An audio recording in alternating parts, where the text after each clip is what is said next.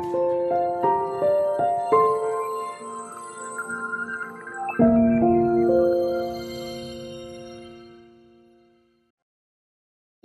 5గురు పిల్లలుంటే సందడి సందడిగా ఉంటుంది. ఈ 5గురు పిల్లల్లో ఎవరు ఎక్కువ అల్లరి చేసేవాళ్ళు? అంత అల్లరి లేదండి. కొంచెం ఈయనే అల్లరి. అమ్మ ఇక్కడ ఒకటమ్మా, అల్లరికి, హుషారుకి, చలాకితనానికి, చిలిపితనానికి ఆ తేడా తెలుసుకుని చెప్పమ్మా. అల్లరంటే ఇప్పుడు నా ఇమేజ్ ఏమైపోద్ది, అల్లరంటే అల్లరుడా అని. నేనేమో చాలా రావుడు మంచి బాలుడు అనేలాగా నా ఇమేజ్ ఇది. నేను అలాగే చెప్తుండేవాడిని. నా ఉద్దేశం అదే. నేనేమో అల్లరి నన్ను అంటే చలాకితనం, అమ్మ అల్లరి అనుకునేది లేదండి. ఎక్కువ హుషారు కానీ చాలా బాగుండేవాడు అబ్బాయి. ఇంట్లో పనులన్నీ మీకు సాయంగా ఉంటుంది. అవునండి, వాడే చేసేవాడు. అది ఇంట్లో ఎవరు ముట్టుకునేవాడు కాదు. మా నాగబాబు అస్సలు ముట్టుకునేవాడు కాదు. అన్నిటికీ నాకు ఆయన సహాయమే పాపం. నాన్న ఆయన ఉద్యోగం వెళ్ళిపోయారు. నేను పాక్కుంటూ అలాగా వెళుతూ వెళ్ళిపోయాను. నాకు తెలియదు. తర్వాత అమ్మ చెప్తుంటే లేదుగా మాత్రం కొన్ని కమ్మర కోలు ఉంది. ఒక అది పెట్టి అది ఏడు కూర్చోతా ఏడుస్తున్నాను రోడ్డు మీద. ఏసరికి వాడు 3 years సో నన్ను వాళ్ళు తీసుకెళ్ళి వాడు కమ్మరకులో కూర్చోబెట్టాడు.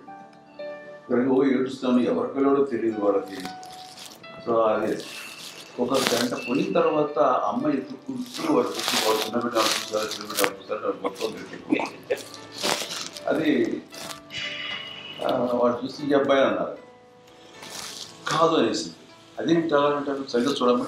ఈ అబ్బాయి మా అబ్బాయి. ఏంటమ్మా అంటే ఆ కమర్గూరులో కింద కూర్చోబెట్టాడు కదా, బస్ అంతా పూజిస్తుంది అలాగే అయిపోయింది. అంటే రంగని కాదు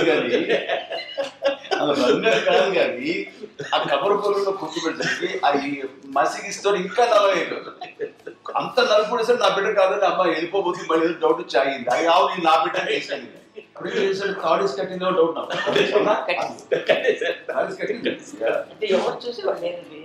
అమ్మేమో అల్లరి అనుకునేదండి. నాకేమో చిన్ననాటి మహాభారతంలో కృష్ణుడి క్యారెక్టర్ అనుకుంటాను. ఆయన మహానుభావులు అయ్యే వాళ్ళందరికీ ఆ లక్షణం ఉంటుందేమో చిన్నప్పుడు. కొన్నిదల కుటుంబ సభ్యులు మంచి రుచులను ఆస్వాదిస్తారని, మంచి భోజనాలని ఆనందిస్తారని అందరికీ తెలుసు. చిన్నప్పుడు వీరి ఆహారపు అలవాట్లు ఎలా ఉండేవి? ఇదేవి ఎగిరేవి ఇవి ఎవ్రీ డే 2 పూట్ల ఉండాలంట. మరి నాగబాబు పాపం ఏముంది, తిన్నట్టు ఇష్టం.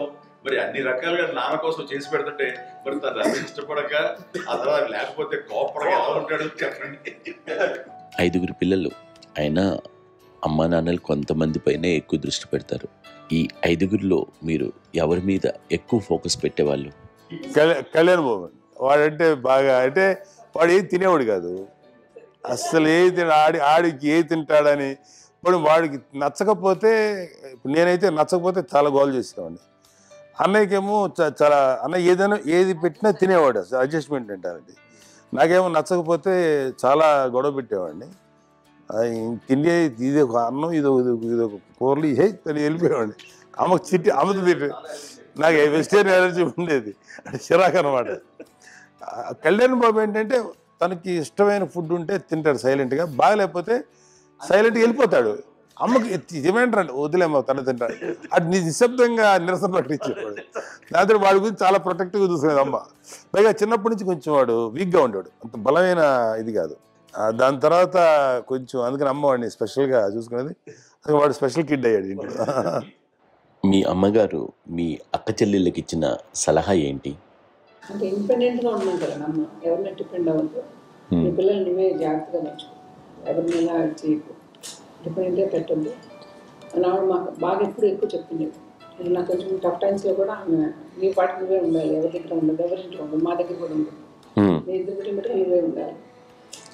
కష్టం కదండి అట్లా చెప్పడం. చెప్పారు చాలా తక్కువ, బట్ నాకు అదే ఇచ్చే ధైర్యం.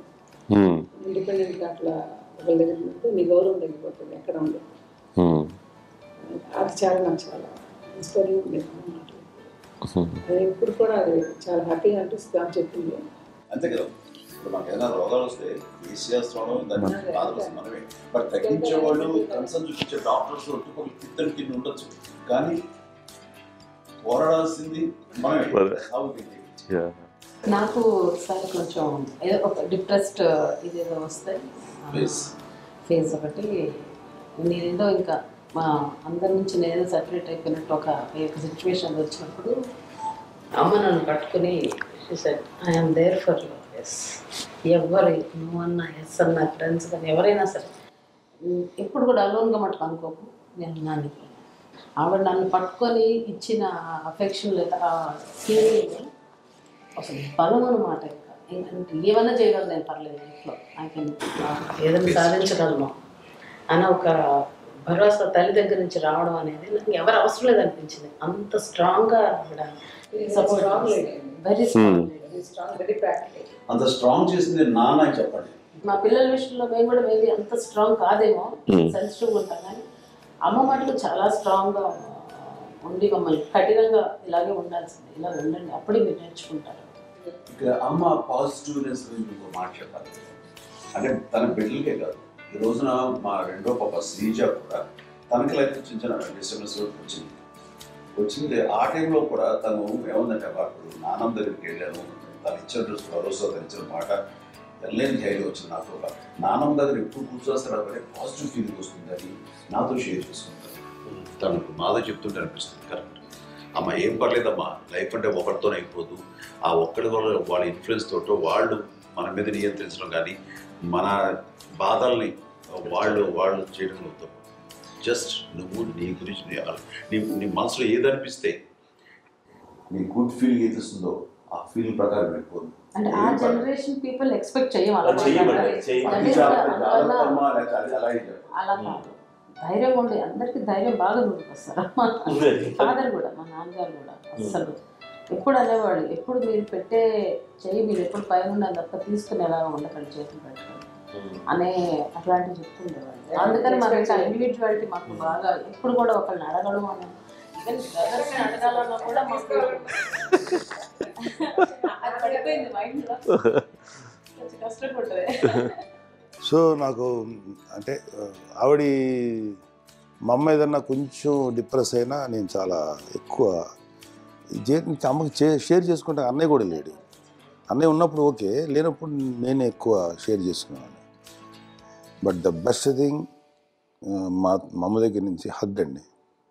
ఈరోజు కూడా మా అమ్మని హగ్ చేసుకోకపోతే అంటే అది నాకు మా అందరిలోనూ, అంటే ఆవిడ పెద్ద చదువుకున్న వ్యక్తి కాదు, పెద్దగా బయటికి వెళ్ళి నా ఎక్స్పోజర్ కాదు, కానీ ఇవాళ అన్నయ్య కానీ విజయ, మాధవి, నేను, కళ్యాణ్ బాబు ఈ రోజుకి టుగెదర్గానే ఉంటాం.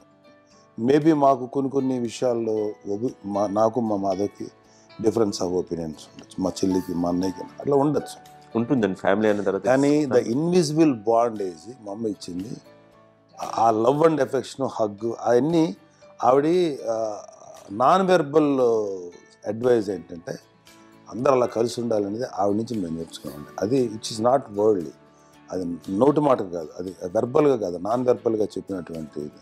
సో అందుకని అది మాకు గొప్ప, మేమందరం ఇప్పుడు అలా ఉండడానికి కారణం, అంత కలిసి ఉండడానికి కారణం, మెయిన్ కారణం మా అమ్మ అండి.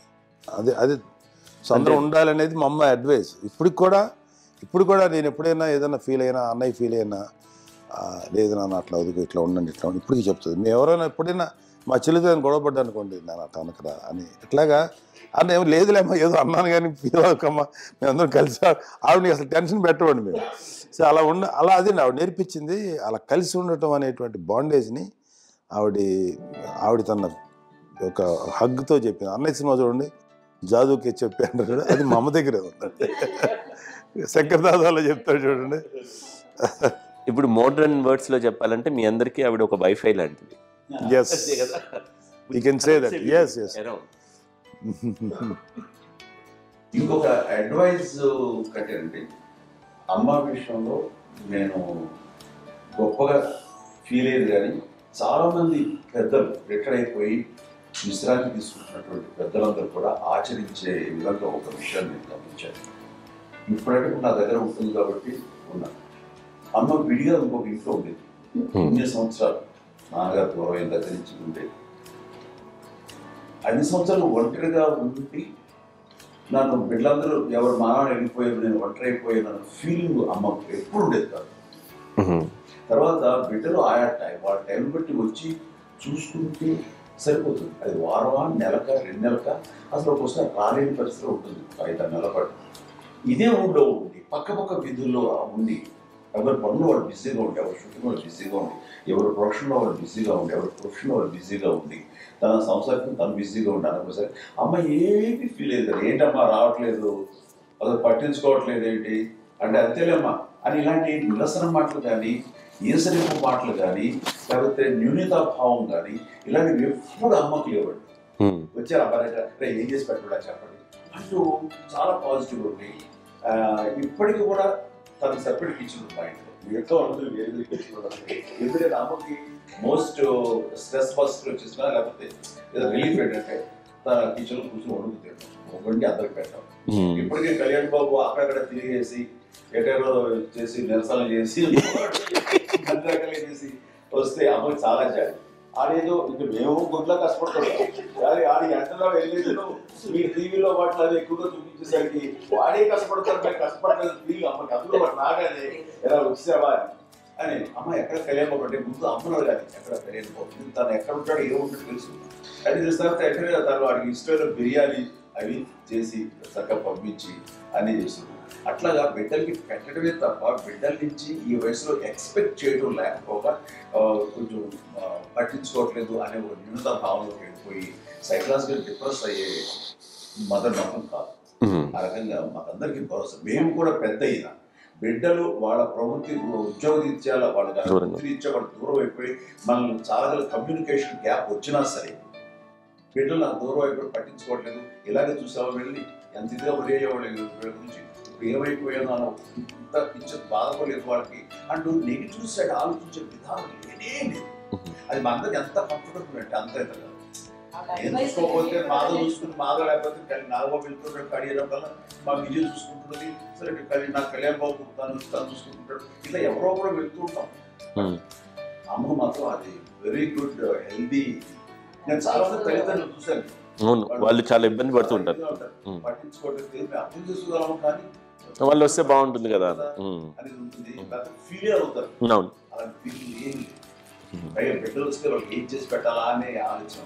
అది వెరీ హెల్దీ. చాలా మంది ఆచరించాల్సిన ఒక విషయం. చిన్నప్పుడు అన్ని ఆనందాలేనా, మర్చిపోలేని దుఃఖాలు కూడా ఏవైనా ఉన్నాయా? అమ్మ చెప్పాలంటే ఓపికకి, గృహిణిగా తన బాధ్యతలు నిర్వర్తించడానికి అండ్ అన్ని రకాలుగా టేకింగ్ కేర్. దీనికి ఒక మంచి ఉదాహరణ నేను చెప్పగలను. అది తలుచుకున్నప్పుడు నాకు చాలా ఉద్యోగంగా ఉంటుంది, నాకు చాలా ఖండితలు వచ్చేస్తుంది. అమ్మకి మేము 5 బిడ్డలు అండ్ పురిట్లోనూ 1 year పెరుగో 2.5 years పెరుగో 3 బిడ్డలు చనిపోయారు. నాకు గుర్తెరిగి పొన్నూరులో నేను 6th class చదువుతున్నాను, 6వ తరగతి. అప్పుడు రమణ అనే ఒక అమ్మాయికి 2 years. రమణ అంటే మా ముగ్గురికి కంటే పెద్దది, మా కంటే పెద్దది, కళ్యాణ్ బాబు కంటే పెద్దది, మాకంటే మధ్యలో పిల్ల. తనకి అప్పట్లో మా నాన్నగారు ఉద్యోగరీత్యా క్యాంపుకి వెళ్ళిపోతుండేవారు. ఏమి ఉండేది నాన్న చెప్పాలంటే ఫుడ్లో కష్టపడేవారు, ఇంకా నాన్న చెప్పినట్టు నాగో చెప్పినట్టు. కానీ ఇంటి బాధ్యత, ఇంటి పనులు, రోగాలు వచ్చిన రుచులు వచ్చిన హాస్పిటల్కి తీసుకెళ్ళాలన్నా ఏదైనా సరే అమ్మే పడేది. ఆ శ్రమ తీసుకున్న టైంలో అమ్మకి అసిస్టెంట్కి నేను సహాయపడుతుండేవాడు. అమ్మ చేతిలో నాకు ఫ్రెండ్స్ అది నిజంగా ఎప్పుడు నాకు గుర్తేది నాకు తెలియదు. ఫ్రెండ్స్తో తిరగడం అది సేపు అమ్మపట్నం ఉండేవాడు. అలాంటి నేను ఆ పిల్లకి బ్రెయిన్ ఫ్యూర్ వచ్చింది. ప్రభుత్వ ఆసుపత్రి పొన్నూరులో ఆ పిల్లని చేర్పించినప్పుడు 2-3 days అయిన తర్వాత ఒక బ్యాడ్ న్యూస్ వినాల్సి వచ్చింది. తెల్లారికి కాన్షియస్ పోయింది. ఏం చేయాలో తెలియదు. అమ్మ వయసు చిన్నదే. ఇద్దరు తీసుకుని ఆ బిడ్డని నేను ఒళ్ళో పెట్టుకుని శవాన్ని, డెడ్ బాడీ రిక్షాలో ఇంటికి వెళ్ళాలి. ఇప్పటికీ నాకు గుర్తు ఆ విజువల్స్. అని నాన్నకి తెలియదు ఏ విషయం, నాన్న ఎప్పుడు వస్తారో తెలియదు, ఎలా కమ్యూనికేట్ చేయాలో తెలియదు. అది తీసుకుని వెళ్ళిన తర్వాత ఇంట్లో పడుకోబెడుతుంటే ఏం చేయలేదు. చుట్టుపక్కల ముస్లిం సోదరులు ఉండేవాళ్ళు, ఫ్యామిలీస్. అక్కడ మసీదు, పొన్నూరు మసీదు పక్కనే మా ఇల్లు ఆనుకుంది. వాళ్ళ ఇంట్లో అందరూ వచ్చి చూసేవాళ్ళు, వాళ్ళే హెల్ప్ చేసేవాళ్ళు. ఏం చేయాలో తెలియదు, నెక్స్ట్ రిచువల్స్ ఎలా చేయాలో, జ్ఞాపకాలు ఎలా చేయాలో తెలియదు. అందరూ చిన్నపిల్లలే. తను చిన్నది, మిగతా అందరూ పరిసరులే. సో అలాంటి పరిస్థితుల్లో కమ్మి వచ్చినప్పుడు చుట్టుపక్కల వాళ్ళు మీరు వచ్చి చేయాల్సిన కార్యక్రమాలు చేశారు. ఆ సమయం నాకు ఎక్కడో కమ్యూనికేట్ చేసి డిపార్ట్మెంట్ ద్వారా నాన్న వచ్చేసరికి అన్నీ అయిపోయింది. ఇప్పటికీ అది నాకు నిజంగా మేము ఎన్ని పురుషులు ఎన్నుకుంటున్నామంటే ఎలాంటి ఇది లేకుండా జాగ్రత్త అనే ఒక హెచ్చరికలాగా చేస్తూ అండ్ వాళ్ళకి చాలా సపోర్ట్ చేసి అండ్ ఇప్పుడైతే నా మీద ఎంత నమ్ముకుంటే నేను ఏ నిర్ణయం తీసుకున్నాను మరో అది తనకి హాస్పిటల్ అని పెద్ద ఫోబియా. నేను ఎక్కడికైనా వస్తాను హాస్పిటల్ రాను. ఈ మధ్యకాలంలో సరే అమ్మకి మోకాల ఆపరేషన్ జరిగింది. అమ్మ నువ్వు కొంచెం బాధపడుతున్నావు, అసలు ఈ రోజున వచ్చిన మెడికల్ అడ్వాన్స్మెంట్ నీకు అసలు ఏ బాధ తెలియకుండా మోకాల రిప్లేస్ చేస్తారు అని వీళ్ళందరూ చెప్పాలని భయపడతాను. ఎందుకంటే ఫస్ట్ ఎలా నాకు సపరేట్ అవుతాను ఎలా చెప్పాలి ఒక ఇదంతా కలిపి నీ మాట వింటుంది, మాట మీద నువ్వు చెప్తే వింటుంది. సరే వెళ్ళి చెప్పాను అంతే. ఏదో నాలుగు పావు ముందు చెప్తే ఎలా అవుతున్నారు సరే ఇష్టం రా లేదులే మా ఊరికి పర్లేదు అన్న. మళ్ళీ ఇంటికి వచ్చాక మళ్ళీ ఇంకొక తెప్పించి మిషన్ తెప్పించి మళ్ళీ టెస్ట్ చేయించి అందరూ బాగుంది ఏమి లేదు అన్న తర్వాత అప్పుడు పుస్తకంతో పడ్డాడు. ఏదో ఉంది మామూలు టెస్ట్ చేయించాలని చెప్పి శ్రద్ధ ఎక్కువ. మీ పిల్లలకి సంగీతం డాన్స్ నేర్పించారు నేను, అది నిజమేనా?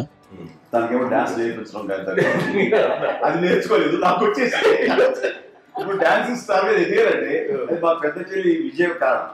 అప్పుడు తనకి 5 ఏళ్ళు, నాకు 9 ఏళ్ళు ఉంటాయి, ఉంటుంది 10-11 ఏళ్ళు ఉంటాయి నాకు. బాపట్లనా, సో బాపట్ల చాలా చిన్నది 5 ఏళ్ళు, నాకు ఒక 11-12 ఏళ్ళు.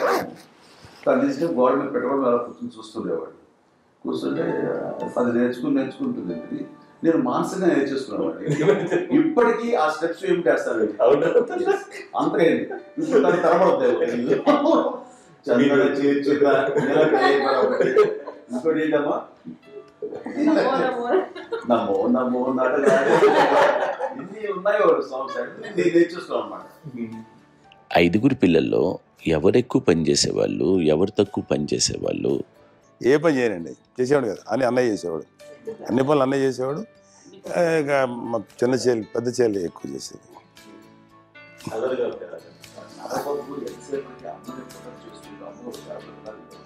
అదే అబద్ధం అండి, అది అన్నయ్య నన్ను గౌరవంగా మాట్లాడుతున్నాడు కానీ అన్నయ్య అవుట్ ఆఫ్ ప్రొటెక్షన్ మాడుతున్నాడు కానీ, అవుట్ ఆఫ్ మాడుతున్నాడు కానీ అసలు ఎప్పుడు ఏ పని చేయలే. లేదు నిజం ప్రామిస్ అండి, ఏ పని చేసేవాడు కాదు. మా ఇద్దరికి మధ్యలో పాపం అన్నయ్య చాలా పని చేసేవాడు. ఎంత పని చేసేవాడు, నేను ఇచ్చిన తర్వాత మళ్ళీ నాకు ఏదైనా చిన్న పని చెప్తే అది కూడా నువ్వే చేయనివ్వండి.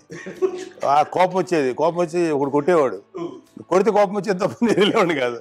అమ్మకి ఎప్పుడు ఏంటంటే ఒక ఏ పని చేయడని, అంతే. నిజంగా ఏ పని చేసేవాడు కాదు. అవునా? లేదు మహాప్రేమ.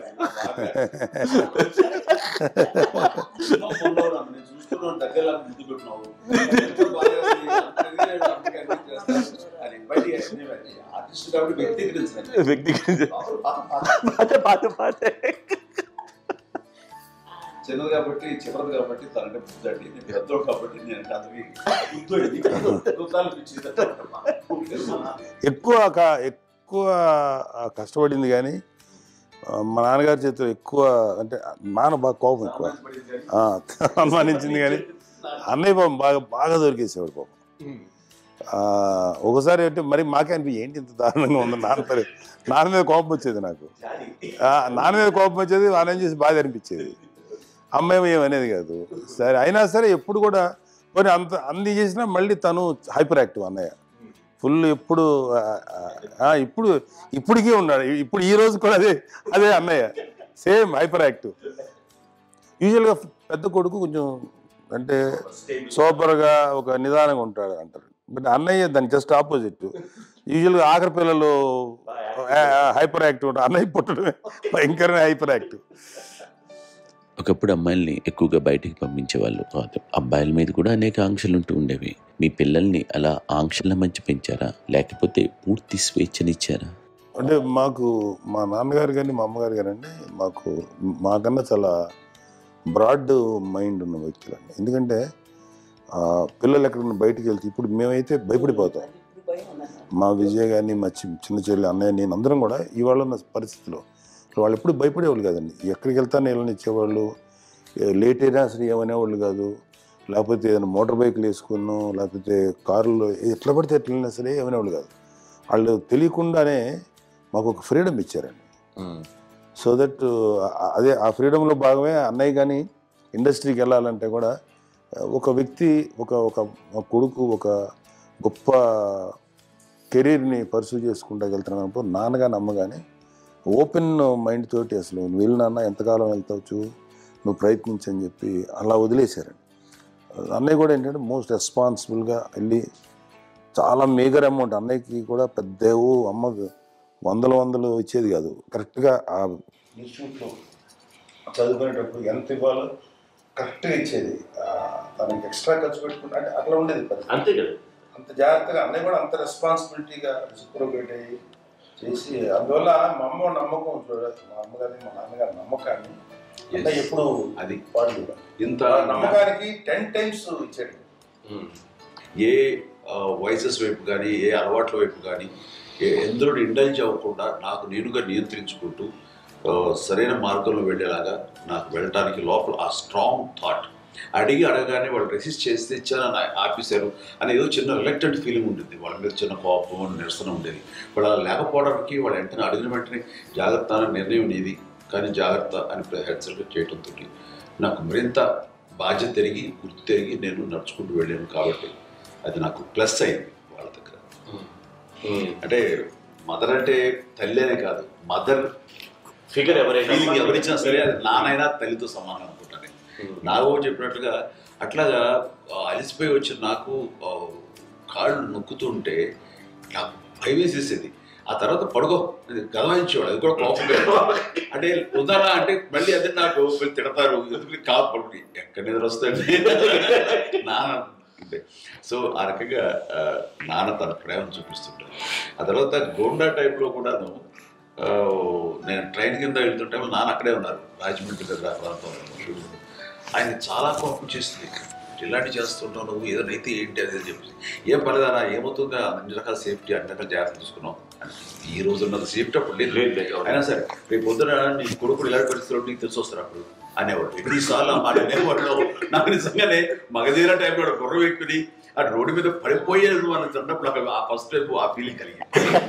అలాగే పీటర్ హెయిన్స్ అనేవాడు ఫస్ట్ మగధీరలో జంప్ చేస్తారు, మోటార్ బైక్ జంప్ చేసినప్పుడు ట్రైల్లో పీటర్ హెయిన్స్ అంత హైట్ నుంచి 20 feet 25 feet హైట్ నుంచి పడిపోయి మొత్తాన్ని బోన్స్ ఇరగొట్టుకుని వాడు 7 నెలల పాటు వాడు ఇప్పుడు హాస్పిటలైజ్డ్. అది వీడైతే ఏమో తలుచుకుని భయం వేసేసేది. అప్పుడు నాన్న గుర్తుకు వచ్చేవాడు, ఓహో వాళ్ళ టెన్షన్ ఇంతే లేవు, మనకి మన కొడుకు వస్తే తెలియదు ఈ మాట నాన్న ఎప్పుడు అన్నారని అనిపిస్తుంది. Sweet memories my daddy. అత్త కోడళ్ళ మధ్య అనుబంధం ఎలా ఉంటుంది? సురేఖ్ గారితో మీకున్న అనుబంధం గురించి చెప్తారా? మాకండి కోడలు కాదండి, నాకు కూతురండి. అంత బాగుంటాం మేమిద్దరం కూడా. మీది ఒక అందమైన ఉమ్మడి కుటుంబం, అందరూ కలిసి ఉంటారు. ఇంత ఆనందంగా ఉండడానికి కారణం ఏంటి? దీనికి పునాది ఎవరే వేశారు? మా నాన్నగారి క్వాలిటీ నేను ఎగ్జాంపుల్ చెప్పగలను. అమ్మ వాళ్ళ ఇంట్లో పెద్దది, వాళ్ళ నాన్నగారు అంటే మా తాతయ్య గారు ప్రొహిబిషన్ డిపార్ట్మెంట్లో సిఐగానే ఎస్ఐగానే చేశారు. ఏదో మా ఇన్స్పెక్టర్ సిఐ చేసి ఆయన కాలం చెందారు. చాలా ఎర్లీగా 48 years చచ్చిపోయారు. 40 చచ్చిపోయారు. 40 దాదాపు 40 సరిపోతే ఆయనకి అప్పటికే అమ్మ కాకుండా 4 బిడ్డలు. అమ్మ తర్వాత అబ్బాయి తర్వాత 3 ఆడపిల్లలు. వాళ్ళు ఏంటంటే రాకరావడి నాగోప కంటే కూడా చిన్న అమ్మాయి. అది ఆ వయసు అంత చిన్నవాడు. అమ్మ మా పిన్నమ్మని నాకంటే చిన్నవాడు. అలాంటి పిన్నమ్మల్ని ఆయన వీళ్ళ నాగ చనిపోయిన తర్వాత తన ఫ్యామిలీ అంతగా నాన్న పెంచారు. నాన్న కూడా అరాకురా శాలరీ మీద బతికేదే తప్ప కూడా కాదు. సో తనకు మిగిలిన దాంట్లో మళ్ళీ ఆ ఫ్యామిలీని చూసుకోవటం, మా అమ్మమ్మని చూసుకోవటం, వాళ్ళ మంచి చెడు చూసుకోవటం. వాళ్ళకు ఇల్లు మాత్రం ఉంది మొగల్తూరులో, ఆ ఇంట్లో వాళ్ళు అద్దెకు వస్తే ఆ కొంచెం డబ్బు నానిచ్చే డబ్బు, అక్కడ పొలం కొనిచ్చారు, ఆ పొలం మీద వచ్చే డబ్బుతోటి అంత బాగా చూసుకోరు తన ఫ్యామిలీ లాగా. అందరికి మ్యారేజ్ కాబట్టి నాన్న ఫస్ట్ సూత్రధారి, అమ్మ కూడా ఫ్యామిలీ బాండింగ్ టుగెదర్నెస్ అనేది స్ట్రాంగ్గా ఉండటానికి నాన్న ఏర్పాటు చేసినటువంటి బీజం. అది అమ్మ కంటిన్యూ చేస్తుంది. మేము ఇవన్నీ చూసి మేము నేర్చుకుని మేము టుగెదర్ అందునే we are very rich in terms of emotional bonding. ఇప్పటికే ఏ కష్టం వచ్చినా, ఎవరికి ఏది ఇబ్బంది వచ్చినా సరే మొత్తం అందరం గుమిగూడిపోతాం. ఏ లెవెల్గా వెళ్ళిపోయి మోర్ సపోర్ట్ చేస్తాం. అంటే వీ డోంట్ ఎక్స్పెక్ట్ ఇంకే అంత చేయకూడదు. ఎస్, ఒకరినొకరు భరోసా. అది మా ఫ్యామిలీ మేము వెరీ స్ట్రాంగ్ అని చెప్పాలి. పెద్దవాడు కాబట్టి అవకాశం నాకు వచ్చింది కాబట్టి అమ్మా, ఇది ఎప్పుడు ఎవరు కొన్ని విషయాలు నాగబాబు సపోర్ట్గా ఉంటాడు, నాగబాబు ఉండి వాడు ఉంటాడు భరోసా. అలాగే ఆడపిల్లలు. మీ అందరిలోనూ అమ్మని ఎవరు ఎక్కువ జాగ్రత్తగా చూసుకుంటారు? ఎందుకంటే ఎగ్జాక్ట్లీ మేము కూడా గమనించలేని సున్నితమైనటువంటి ఇష్యూస్ లైక్ హెల్త్ విషయం కానీ, అమ్మ మూడు కానీ, అన్నయ్య ఎంత క్యాజువల్ ఎంత బిజీ ఉన్నా ఆ ఒక అమ్మాయి ఉంటుంది. అలాగే చాలా చిన్న చిన్న విషయాలు కూడా చాలా మెడికల్ ఇంట్రెస్ట్. అందుకని మాకు అన్నయ్య ఉన్నాడు, అన్నయ్య దగ్గర ఉన్న అమ్మ అంటే ఇంకా ఎక్కువ రిలాక్స్ అయ్యాను. అన్న దగ్గరికి వచ్చాక మేము అందరం చాలా కంఫర్ట్ అయిపోయాం. ఎప్పుడు ఎవరు కొన్ని విషయాలు నాగబాబు సపోర్ట్గా ఉంటాడు, నాగబాబు ఉండి వాడు ఉంటాడు భరోసా. అలాగే ఆడపిల్లలు ఇట్లా ఒకరినొకరు అండి కాంప్లిమెంటింగ్ టు ఈచ్ అదర్ అండి. అవి ఒకరు కాదండి, అది వాళ్ళు అమ్మ చూపించే ప్రేమగా నేను చెప్పగలను. కానీ బట్ దీని అందరూ సూత్రధారి నాన్న తర్వాత అది అమ్మ మెయింటైన్ చేస్తారు. ఇప్పుడు అమ్మ నా ఇంట్లో ఉంది అంటే మనవాళ్ళు వస్తారు, మనవాళ్ళు వస్తారు, ఆడబిడ్డలు వస్తారు, వెలుబిడ్డలు వస్తారు, ఇల్లు ఎప్పుడు కలకలాడతారు అమ్మ. అది మేమందరం ఆచరిస్తుంటాం పండగలకి, పబ్బాలకి. అది నిన్న మొన్న నాగబాబు వచ్చి చాలాసేపు కూర్చున్నాడు. నేను ఇంట్లో లేకపోయినా వచ్చి నాగబాబు కూర్చొని టైం స్పెండ్ చేసి వెళ్ళిపోతుంటాడు. అలాగే చెల్లెలు ఇద్దరు ఆల్మోస్ట్ ఎవ్రీడే మాత వస్తుంటుంది, తను కూడా వస్తుంది. నిన్న సాయంత్రం కూడా వచ్చి ఉంటుంది. అమ్మా మధ్యాహ్నం వచ్చి కదా వచ్చి ఇక్కడే భోజనం చేసుకో అలా ఉంటుందండి. ఈ తరం వాళ్ళకి మీరు ఇచ్చే సలహా ఏంటి? ఏంటంటే బాగుంటుందండి. పిల్లలు తల్లిదండ్రులు ఇంకా అక్కడేళ్ళ తమ్ముళ్ళు అందరూ కలిసిపోయి అన్యోన్యం అంతా సంసారం నిలబడుతుంది. లేకపోతే ఏముందండి ఇక్కడ విడిపోతే ఎక్కడ ఎవరు బాగా అని తేడా. ప్రేమలు ఇప్పుడు లేవండి, తగ్గిపోయింది.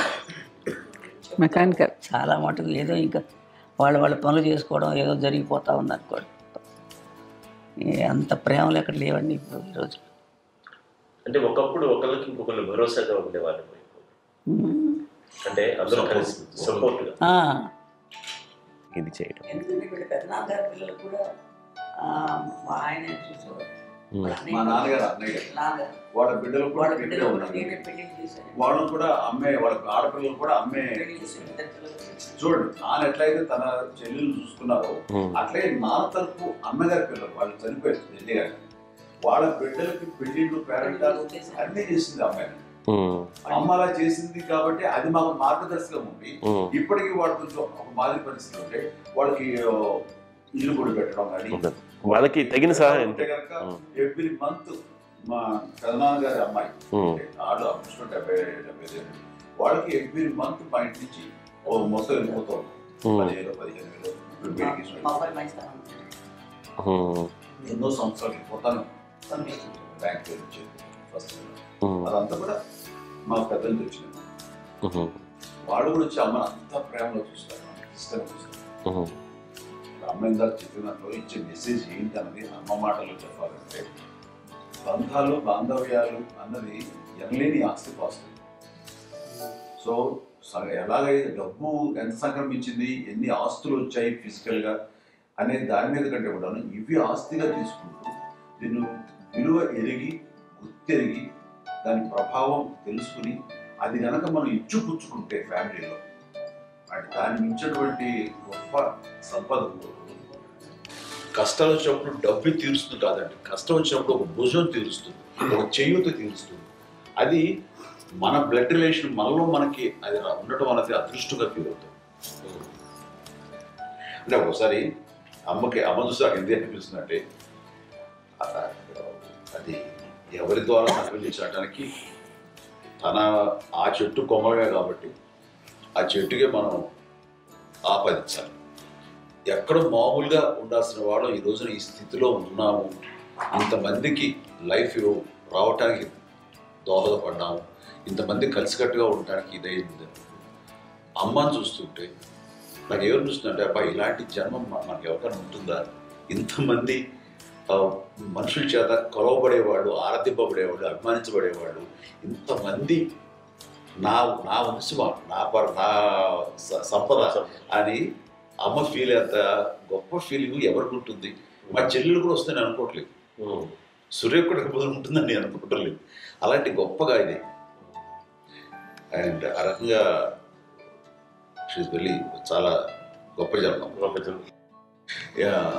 అమ్మకి చిన్న మానసికంగా చిన్న ఏదో ఒక డిప్రెషన్ ఏదో వచ్చింది. ఏదో నాన్న గుర్తుకొచ్చో, నాన్న లేరన్నో, వాళ్ళ అమ్మగారు కూడా అదే టైం చనిపోయారన్నో, తన దగ్గర ఉంటారు. ఏదో ఉన్నప్పుడు మేము అందరం సపోర్ట్గా ఉండి రామకున్నాం నా దగ్గర ఉందిగా అని చెప్పేసి అప్పట్లో అమ్మ వేరే ఉన్నప్పుడు ఒకటే మాట, అమ్మ నీలాంటి గర్భం అంటే అంజనమదే గర్భం అని బయట ఎన్నోసార్లు నా ఫ్రెండ్స్ కానివ్వండి, బయట కానివ్వండి, కొన్ని సందర్భాల్లో మీటింగ్లో కానివ్వండి, స్పీచెస్లో కానీ అన్నవాళ్ళు ఎంతోమంది అన్నారు. వాళ్ళ మాట అంటే రీజన్ తెలుసా నీకు? కోటాను కోటల్లో ఎంతమంది తల్లులకు నీకు వచ్చిన అదృష్టం, నీకు లభించినటువంటి వరం ఎంత లభిస్తున్నావు. బిడ్డలు ఎంతోమంది చేత కొనియాడబడుతున్నారు, ఎంతోమందికి సహాయపడుతూ ఆ రకంగా వాళ్ళందరి ఆశీస్సులు పొందుతున్నారు. కానీ ఎంతోమందికి నిరంతరం హెల్ప్ చేస్తూ వాళ్ళ ఇది చూసుకుంటున్నారు. అవి ఆ భగవంతుడు మీరు చేస్తున్న పూజల వలన ఆ భగవంతుడు మన నెక్స్ట్ తరాలకు కూడా మనకి ఇలాంటిది వారసత్వంగా ఇస్తూ అదే రకంగా కొనసాగించేలాగా మాకు అదృష్టం ఇచ్చారు. ఇంతమంది ఎవరు నీ నుంచి వచ్చిన వాళ్ళే, నీళ్ళు నీ ఎంత గొప్ప గర్భం, ఎంత గొప్ప జన్మ నీది. అలాంటి నువ్వు ఇలా అవపేంటి ఇది హై లెవెల్లో ఉండాలి ఫీలింగ్స్గా నువ్వు కాదు. అంతే నువ్వు ఇట్లాగా ఉండిపోవడం ఏంటమ్మా చెప్పినప్పుడు ఇది నీది కాదు, నాది కాదు, నువ్వు నమ్ముకున్న భగవంతుడు నీకు ఇచ్చింది అనుకుంటావు కదా. నువ్వు ఆ భగవంతుడి కృతజ్ఞత తీర్చుకోలేక ప్రతిరోజు ఆయన ధ్యానించు, ఆయన పూజలో ఉండు, నీకు ఆయనే ధైర్యం ఇస్తాడు. అంతేగా నువ్వు నెగిటివ్ సైడ్ ఆలోచించకమ్మా. మా అందరికీ పాజిటివ్నెస్ ప్రివైల్ చేసిన దానివి, ఇచ్చిన దానివి, అందించిన దానివి. అలాంటి నువ్వు నెగిటివ్ వైపు వెళ్ళిపోకూడదు అంటే అంతే. మళ్ళీ అటుపక్క ఎప్పుడు వెళ్ళలేదు. ఆంజనేయ స్వామి భక్తి ఆయనలో ప్రవేశపెట్టి చెప్పాలంటే ఆయనకి నేను నమ్మిన దేవుడు ఇంట్లో నేనే ఇంట్రడ్యూస్ చేశాను. నానంత ప్రగాఢంగా నమ్మి ఆయన దాని వల్ల లబ్ధి పొందారు. ఆయన అందులో మమ్మల్ని మించిపోయిన స్టేజ్కి వెళ్ళిపోయారు. ఆయనతోటి ఆంజనేయ స్వామితో ఇంటరాక్ట్ అవుతూ అట్లా ఆయన నమ్ముకుంటారు. ఆయన నానంటాడు అంతా నా గురువు, నా పెద్ద కొడుకే, పెద్దోడే.